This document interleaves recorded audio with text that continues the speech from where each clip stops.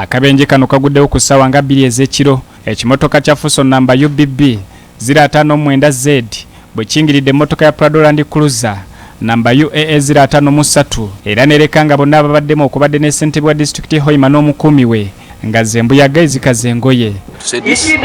That you find the DPC is saying let us first investigate this matter and later on we take action. Abadduukiriza ababaddewo bategezeza nti ekimotoka kino ekya Fuso kibadde kigezaako okusala ebinnya ebiringa empompogoma ebiri mu luguudo luno era basoose kutwala abantu bano mu ddwaliro ly'ekiboga bwe batyo oluvannyuma ne batwalibwa mu ddwaliro ekkulu e Hoima nga kimaze okukakasibwa nti baafudde dda. Abamu ku bakulembeze b'ekitundu kino olufunye amawulire gano ag'ennaku baddusizambwa ku ddwaliro ekkulu e Hoima era ssentebe wa disitulikiti y'Ekikuube Peter Banula agamba abantu babonyolo bafiiriddwa nnyo omuntu abadde n'obumanyirivu mu bukulembeze era babadde bamwenyumirizaamu nnyo olw'enkulaakulana gy'abadde abatuusizzaako. Always look out for each other. Kadiri has been a very humble and simple citizen of Uganda, chairman of the district. Abadde omumyuka we Benson Chiche ategeezezza nti ssentebe yamutegeezza nga bw'agenda e Kampala ku mirimu emitongole era n'asalawo asuleyo nga kye kyamutambuzza ekiro. With me as his deputy, we had several plans to transform this district. Now all this has been curtailed.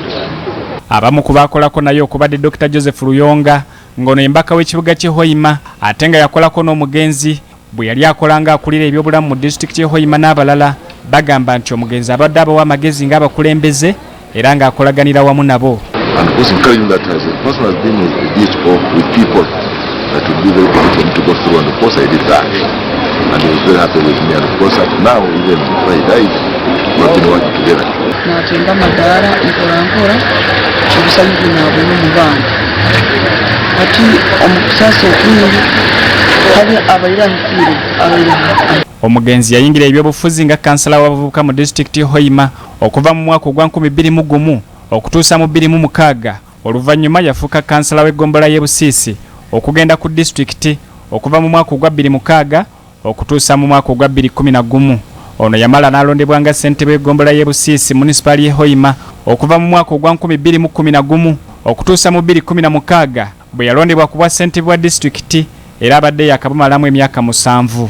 Ono anajjukirwa nnyo mu kulwanyisa ekibbattaka mu bitundu eby'e Hoima era afiiridde ku myaka 47. We have threatening land evictions about 18 in the district, and all the 18 have been ongoing issues and cases in different parts of this district.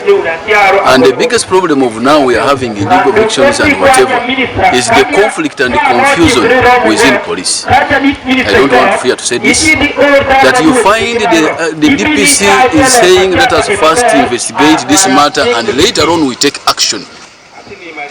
You find that the RPC comes and swings them, arrests them and puts them in different police stations. Kitalo nnyo